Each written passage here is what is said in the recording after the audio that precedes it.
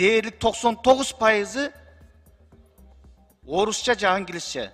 Уят да ушуга. Мына ушул жерде ички иштер министрлиги отурат.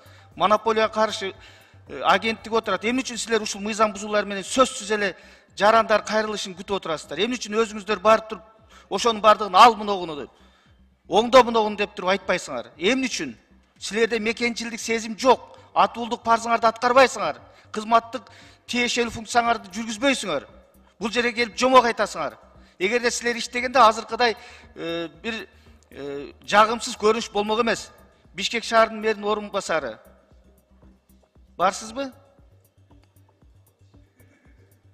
Кана Бишкек шаары? Сиз беракта караңыз.